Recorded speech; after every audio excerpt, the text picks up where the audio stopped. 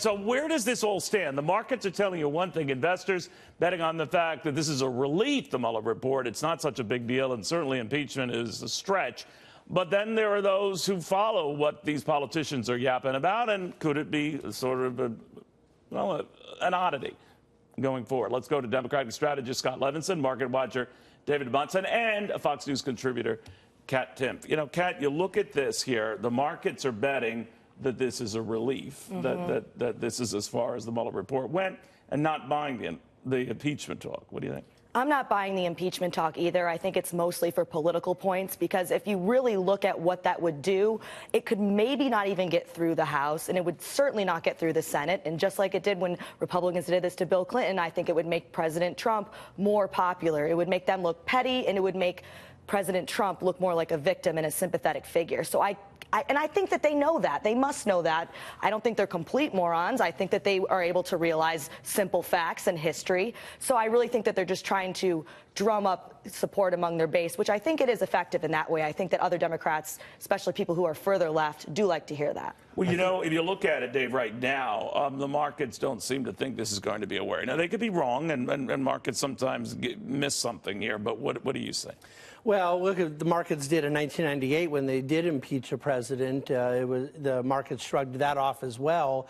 I think I agree with everything Kat said. I would just add, I think it's worse. Because remember, Bill Clinton had already been reelected. So it hurt the Republicans with that Senate election in 1998. But the fact of the matter is that this ridiculous idea of impeachment going into Trump's reelection, they could not possibly do a bigger favor as well. I don't know how you feel, but I think the economic environment, market environment, does count for something. And I think the markets, Republican bastion though they are, they didn't like it when Bill Clinton was in trouble and the possibility that he might go. The environment is similarly strong today, right? The fact is, it's not strong. It's strong for investors. It's strong for corporations. It's strong for those that have real money, for the elites. If you look at if you look at the real buying, were they just the elites back then? I mean, the fact is, right now, what you have is a real loss of buying power among the people who he's looking to gain votes from.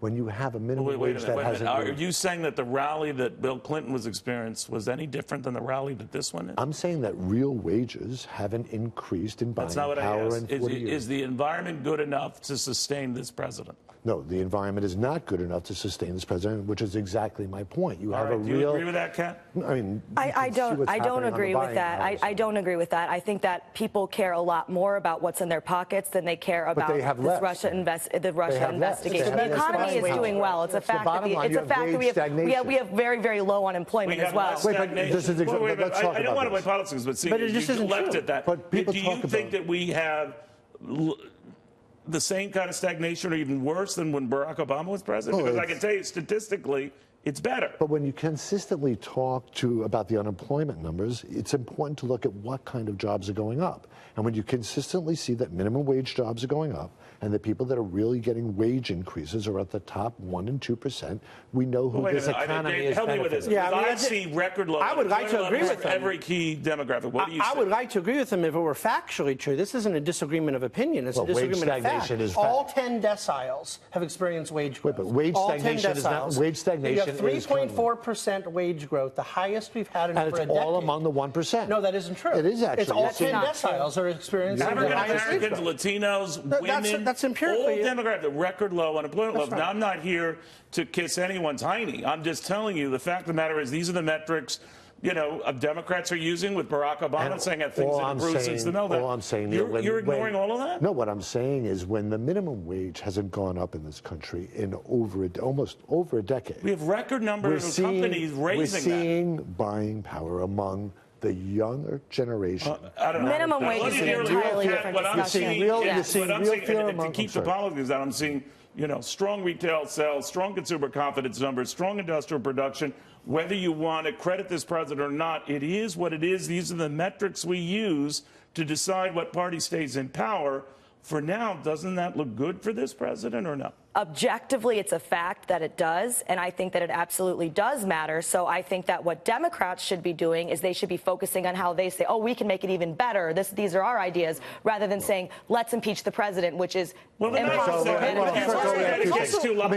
Elizabeth Warren's proposal over the last couple of days on really dealing with student loan addresses what the interns in my office are fearful about every day. They fear they're not going to earn as much as their parents. That's a constant, and that filters down to confidence. But you're not concerned how she's going to pay for it just by taxing rich people? Of course I'm concerned about how she's paying for it, but I'm more concerned that we don't address it.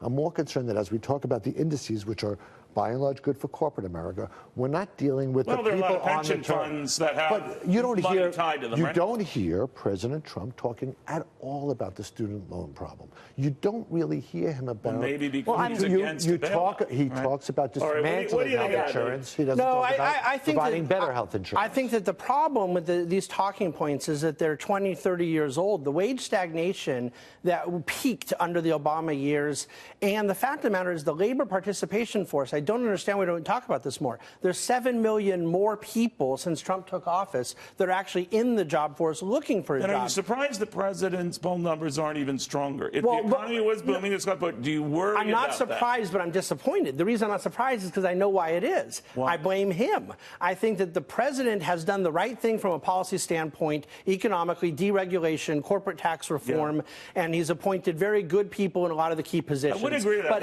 But he's his own worst enemy. That's exactly right. Absolutely. Even throughout the Russia investigation itself, I don't think it would have been talked about as much as it was talked about if he didn't insist on talking about it so much. Yes. Yeah, exactly. Would you rather than talking about impeachment or this pathetic economy you allude to? I mean, obviously, the weaponry, the arsenal is there. The report is lying at the floor of Congress. You have to talk. Do you really think that when you disagree with Nancy Pelosi, Steny Hoyer, and some of these other Democrats are saying that might be a foolhardy measure? I actually think Nancy Pelosi is taking exactly the right tone and focusing not on the politics of the impeachment discussion, but on the constitutional obligation. No, that's true. She's going to hold hearings and I think that is exactly the right tone. But you feel that they go too far and that the Republicans, who many said went too far, I think the pace Democrats are repeating. I actually think it's really important that this pace is being drawn out the way it is because it gives the leadership an opportunity to educate the electorate. I just can't believe we're seeing Democrats, some Democrats, fighting so hard for Pence. I had no idea they liked Pence so much. I don't know if they realize that doesn't mean that you get President Hillary Clinton if they actually did impeach David, Trump. would it be a big worry to you if these hearings, whatever comes of them,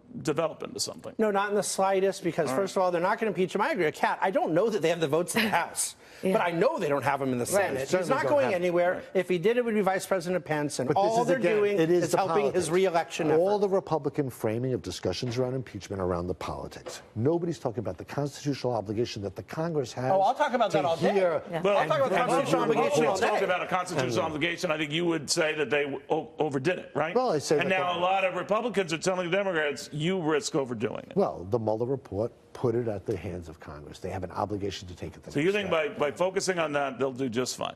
I think if they take the time and educate the electorate, they'll do just fine. We shall see. Guys, I want to thank you all very, very much.